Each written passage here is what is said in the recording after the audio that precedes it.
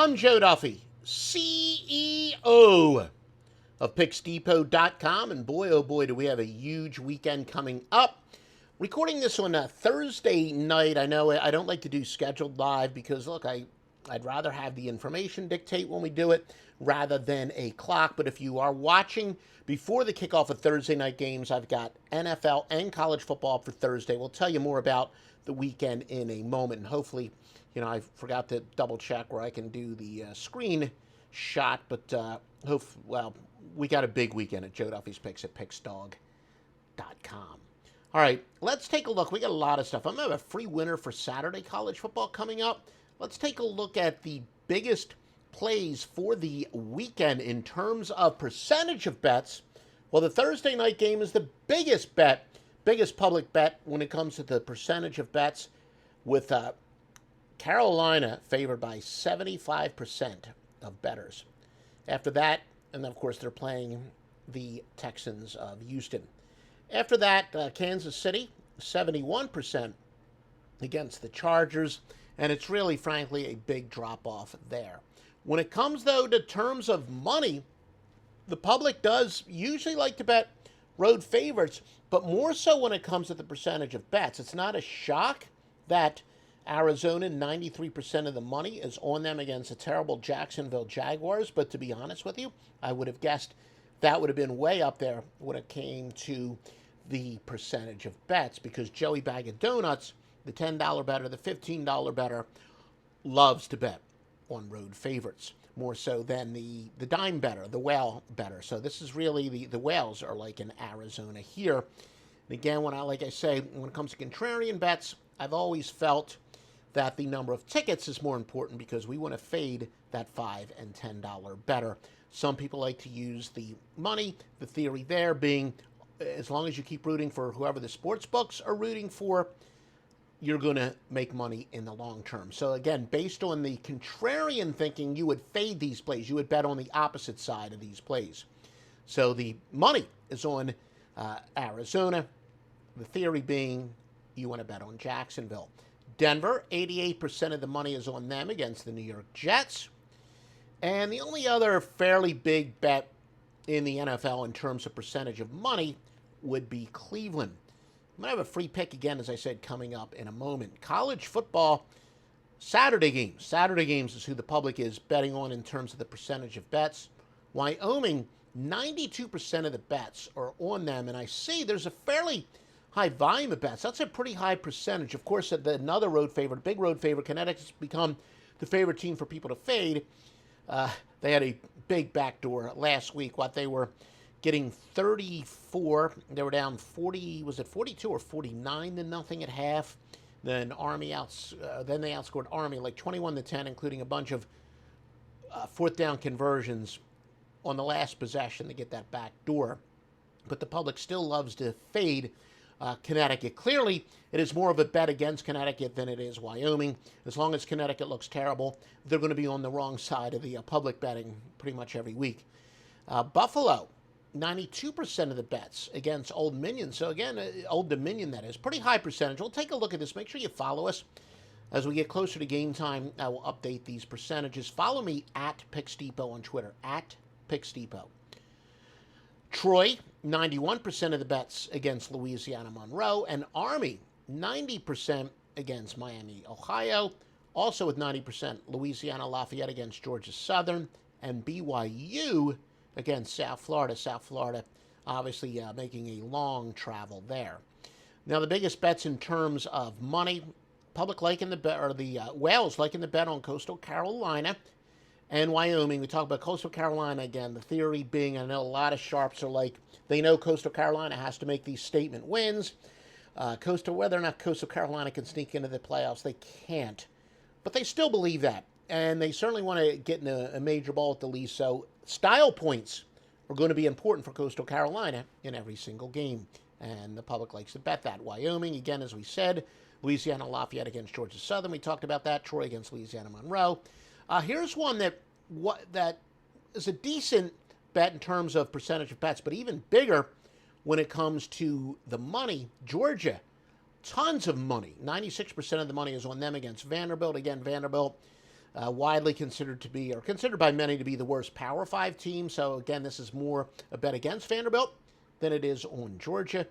Oregon State, USC, a team in, some disarray. I think that's another one that's more against USC than it is on Oregon State. Also, Oregon against Arizona. Yeah, big mismatch there, but of course, Oregon had that big statement win against Ohio State, so they, for now, are a public team to say the least. Iowa against Colorado State. North Texas against Louisiana Tech would be the biggest bets. I'm going to have for you a free pick, and we're also going to have for you, thanks to my wife for allowing the dog to come down. As you can hear in the background, maybe that means we got to bet a lot of underdogs, right? And if you're fading the public, you would definitely be betting a lot of underdogs. But remember, Joe Duffy's picks, and let's see, I should have checked this out before. I don't have any bad things on my share. Well, all right, there we go. Yeah, Picks Depot. That's what we've got up for this weekend. A bunch of stuff from Joe Duffy's picks. For the weekend, as you can see, we've got Thursday and Friday college football. Saturday, 2 Wise Guys and 7 Majors. Sunday, 10 NFL are up, and a whole lot more. All of that stuff is at Picks Depot. All right, now we'll take a look at the biggest line moves of the week in college football. These are all Saturday. Well, we do have one for tomorrow night, actually, for Friday night. But for Saturday, UTEP open up as a 2-point favorite to New Mexico. They're now getting a point. There's really not any monster moves. Michigan went from 18.5 to 20.5, and that's against Rutgers. Really surprised. I'll double check. I think Rutgers should definitely be a rare case of the public betting a dog this weekend because they become pretty big public play. Oregon State and USC. USC opened up as a 13-point favorite. They're now down to 11. And yeah, the other one, there really isn't. A minor move, Fresno State 31.5 to 30. In the NFL, we actually do have a couple fairly big moves. The LA Rams open up as 2-point favorites at home against Tampa, and they're now 1.5-point underdogs. I'm going to tell you why that is. We Sharps were not big believers in Matt Stafford, to say the least. Stafford's been great, but we always believe that an underachieving quarterback like Matt Stafford, there is a honeymoon period. I had to do a double take there because I keep confusing, frankly, which team Jared Goff is now on and which team Matt Stafford is on. I got to change that, what's been etched in my mind for quite a few years. But yeah, we Sharps are not really buying Matt Stafford. We're not surprised at the so-called honeymoon period. Same thing happened to Cam Newton last year. And remember, we're not all that surprised that Jameis Winston looked like a Hall of Famer in Game 1 and looked like a 12th stringer in Game 2. We're kind of waiting for Matt Stafford to finally be consistently inconsistent, be Matt Stafford again. That's why the Sharps are betting on the Rams, or betting against the Rams, I should say. As again, they open up as pretty big favorites. That's a pretty big swing in the NFL. Washington and Buffalo. Buffalo open up as a 9.5-point favorite. They're all the way down to 7. And after that, the only significant move is for the Thursday night game, where Carolina opened up as a 7-point favorite. They're up to an 8-point favorite. That is significant because that moved off of a key number. And my free pick for this weekend, there we go. Let me get up on the screen. I am going with Tennessee plus the 18.5 against Florida. Big momentum angle. This applies to Tennessee.